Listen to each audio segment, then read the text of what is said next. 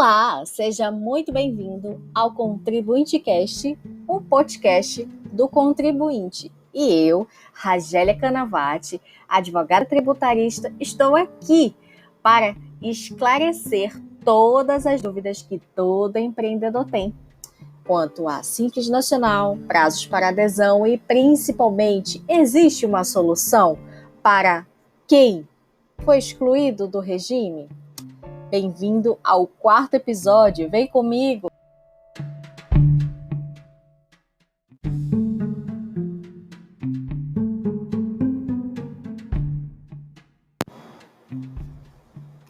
Você sabia que todos os anos a Receita Federal exclui milhares de empresas do Simples Nacional? Muitas dessas empresas, elas optam pelo regime tributário simples por entender e ser o melhor, o mais vantajoso, até porque o objetivo é sempre reduzir a carga tributária.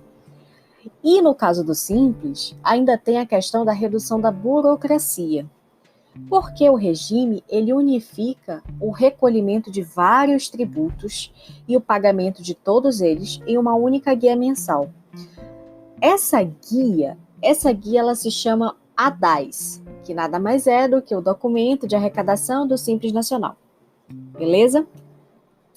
Agora vamos partir ao princípio de que você tenha dúvida em relação à exclusão do Simples. A exclusão do Simples, você precisa ter em mente que ela ocorre por uma série de fatores, que eu vou detalhar logo mais para você. Mas agora o que você precisa fixar é que quando a empresa é informada sobre a exclusão, geralmente a empresa é excluída no dia 31 de dezembro do ano que passou. O fisco ele oferece um prazo para regularização da pendência, antes do desenquadramento. Se a empresa não solucionar, gente, isso é muito importante, se ela não solucionar a situação dentro do período estipulado, aí realmente será concretizada a exclusão do Simples para o próximo ano. Então, muito cuidado aqui. Um ponto importante que eu preciso tratar com vocês é que se houver realmente a exclusão do Simples Nacional e se a empresa desejar voltar ao regime, ela tem um prazo para fazer a opção, que é sempre até o dia 31 de janeiro do ano seguinte que ela foi excluída. Lembra que eu falei do 31 de dezembro? Pois é. Logo, é muito comum que as exclusões sejam realizadas todo dia 31. Falei para vocês quase ainda agora. Mas, para você entender como funciona isso, você é excluído no mês de dezembro e você tem o mês de janeiro para se adequar, regularizar todas as suas pendências, né? E até o dia 31 de janeiro acabou. Pronto. Agora, eu preciso te falar sobre os requisitos para uma empresa ser excluída do regime. Muita calma nessa hora. Vamos a cada um deles e eu vou tentar esmiuçar para você ter em mente a importância de ficar atento a esses requisitos. Limite de faturamento. Gente, o limite de faturamento é um dos fatores impeditivos. Se ultrapassar o limite do faturamento, para permanecer no Simples, a empresa pode faturar até 4,8 bilhões anuais. Esse valor, gente, o valor cheio vale para as empresas constituídas em anos anteriores. Logo, se nós estamos em 2020, esses valores já têm que ser computados a partir de 2019. Entendeu? Agora vamos às atividades impeditivas, que também é um fator que exclui a empresa do regime. Não são todas as atividades que são permitidas no Simples, isso tem que ter em mente sempre, tá? Mas, a cada ano, né, o ente, quando eu falo ente, logo veja fisco, tá? Ele abre um leque e permite a entrada de novos quinais. Se você não sabe o que é quinai é um código de atividade que vai constar sempre o seu cartão, do seu CNPJ. Um exemplo que eu posso estar falando aqui para vocês é, após o último pacote de mudança que ocorreu, ingressou na lista de atividade permitida pequenas empresas do ramo de indústria de bebida alcoólica, por exemplo. Sabe por quê? Alguém aí está por dentro do surgimento de cervejarias artesanais? É exatamente por isso que elas entraram.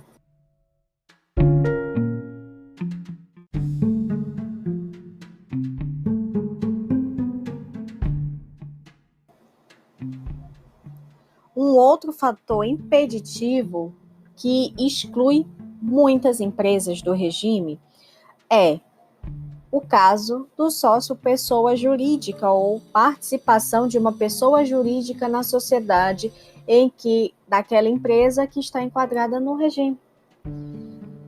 Se uma empresa que está enquadrada no regime do Simples Nacional, ela não pode, gente, ter uma pessoa jurídica como sócia. E se for uma nova empresa, por exemplo, ela não pode fazer essa opção. Se o quadro societário mudar com uma empresa enquadrada no Simples, essa que está enquadrada no Simples, ela vai ser excluída do Simples. A empresa que é tributada no Simples também não pode participar da sociedade de uma outra pessoa jurídica. Então, isso é muito importante porque descaracteriza, na verdade, a simplificação do regime, porque esse regime ele foi pensado para os empreendedores, para as pequenas empresas, para as empresas de pequeno porte, para os microempreendedores individuais. Entendeu?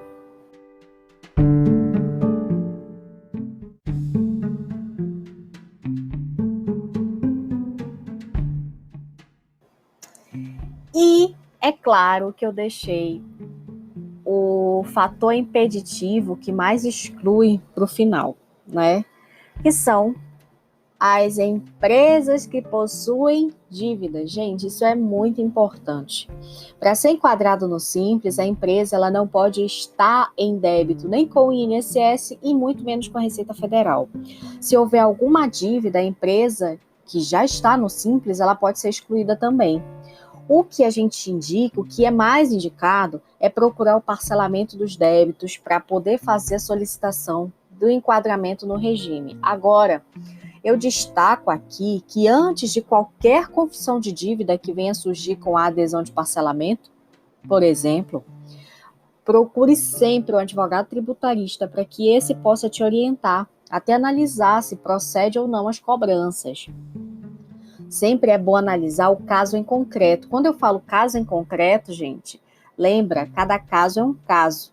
Mas existem possibilidades de excluir o crédito tributário e outras que extinguem. Então, o profissional ele vai te ajudar exatamente para identificar se existe ou não essas possibilidades. Porque, em vez de você ter uma dívida, você pode muito bem ter conhecimento de que aquela dívida, porventura, pode ser indevida. Já pensou?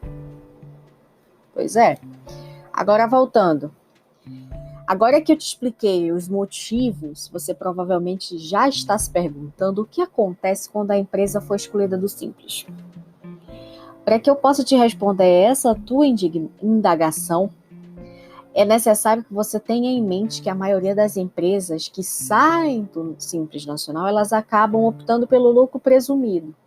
Já que, como eu já te falei no episódio anterior, o lucro presumido é um regime tributário que, ao invés de ser o faturamento, como é o Simples, ele vai tributar o lucro, né? Só que nós estamos falando de lucro presumido aqui.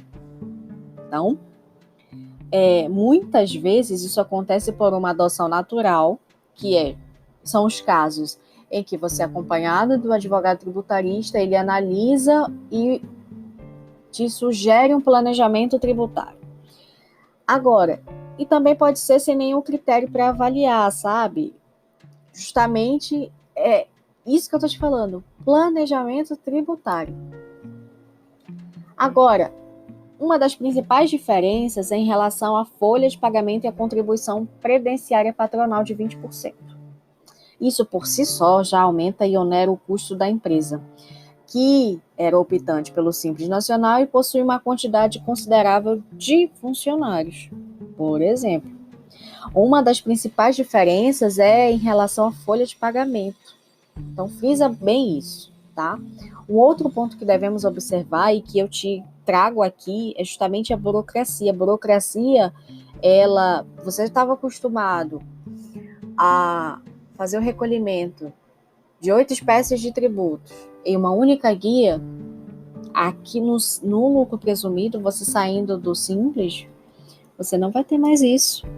As obrigações acessórias que antes não eram devidas e também em função de várias guias, né? Você vai ter várias guias para fazer o recolhimento no lucro presumido, ao invés da única guia no Simples Nacional, tá? Agora, se você quer saber como faz a opção, infelizmente, eu tenho que te revelar que o prazo expirou no último dia 31 de janeiro de 2020. Agora, eu tenho uma informação importantíssima. Se você é um MEI ou uma empresa de pequeno porte que já é optante do Simples Nacional, não precisa fazer nova opção a cada ano. Gente, isso é muito importante. Uma vez optante, a empresa somente sairá do regime quando for excluída, seja por comunicação do próprio optante, que é o contribuinte, nos casos em que permanecer no Simples já não está mais sendo tão vantajoso assim, e aqui eu já trago a figura do planejamento tributário, ou de ofício, quando ele caiu, infelizmente, em algum dos requisitos que poderia excluí-lo e acabou excluindo, tá bom? Agora, a solicitação da opção, ela só é feita no mês de janeiro, tá?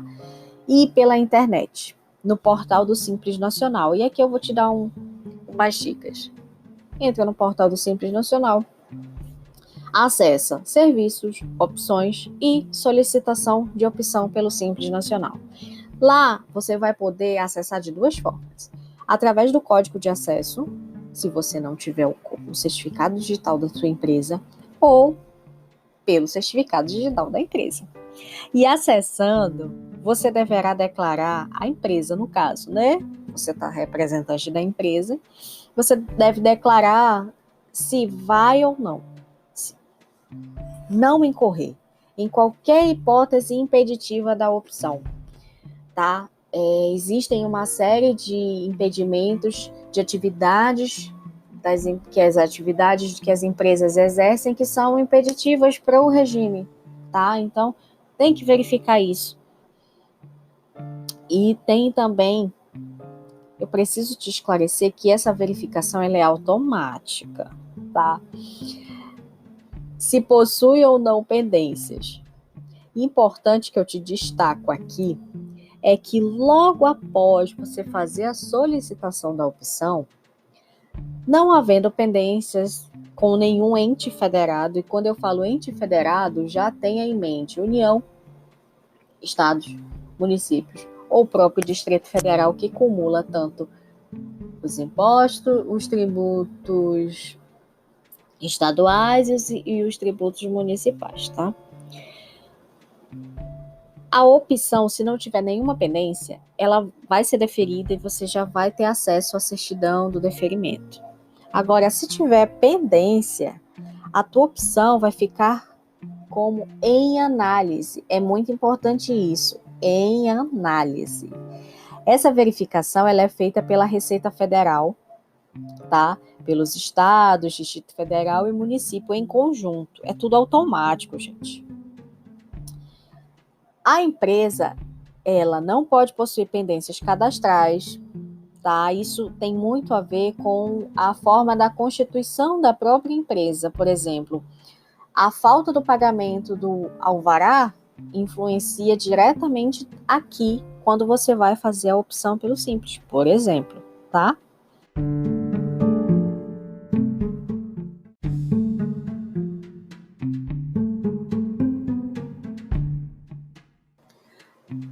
Eu friso aqui para ti que durante o período da opção é permitido o cancelamento da opção, tá? Pelo regime.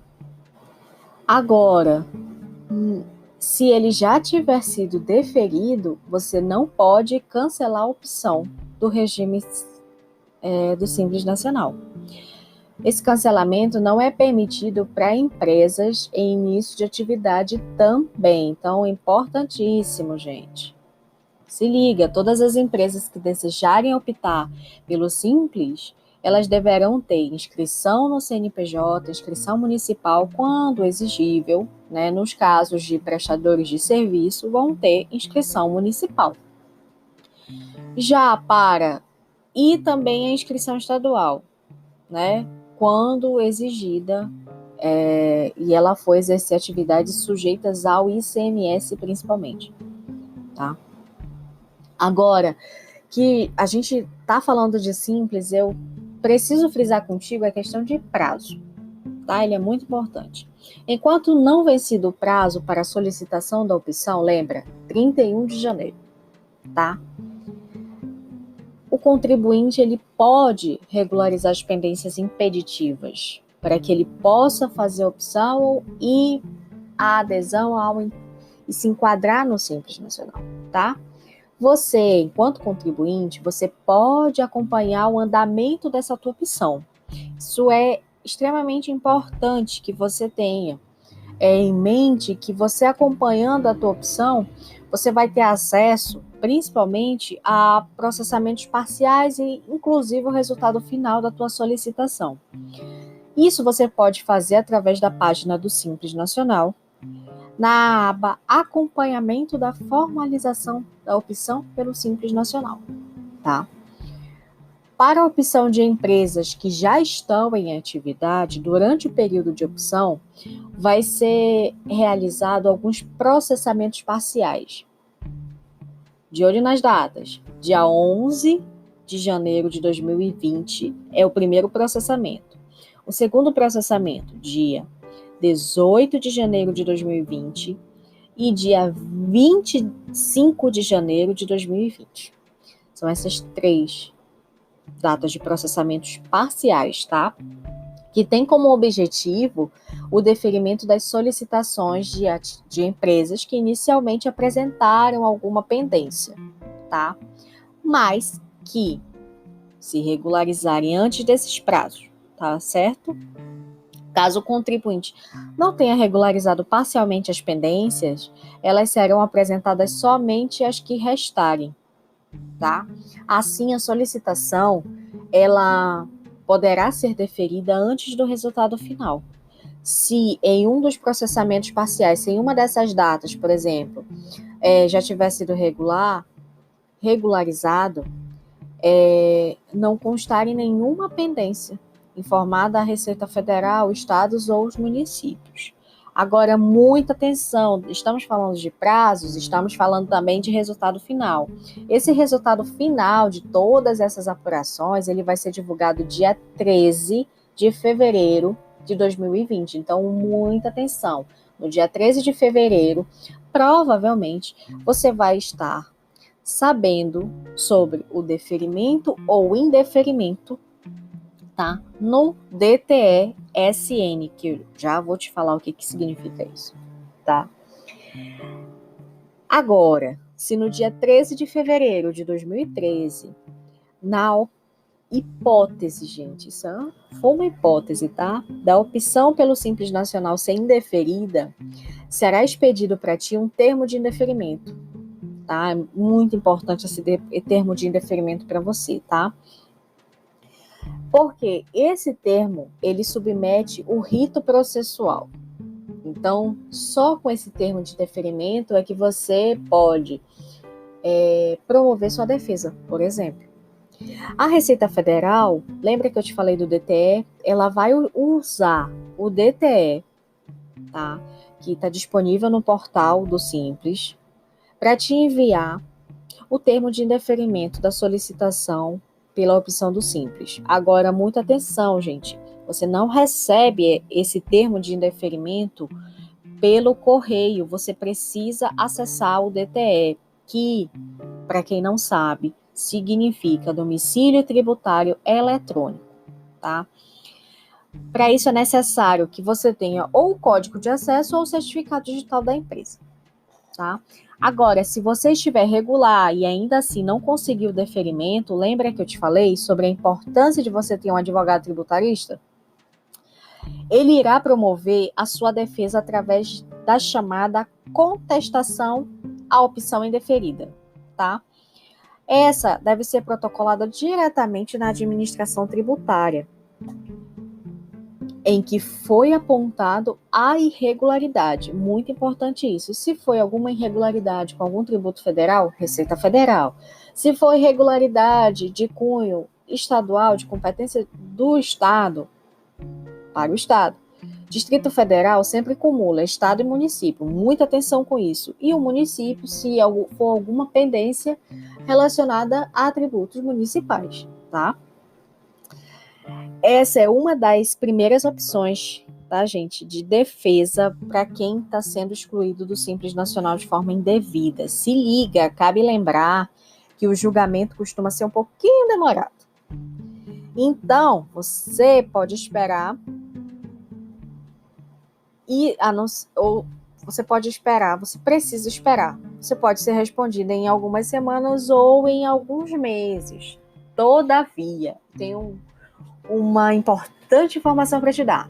Após protocolar o termo, você consegue se manter no Simples normalmente, tá? Pode emitir nota, pode fazer apuração. Por quê?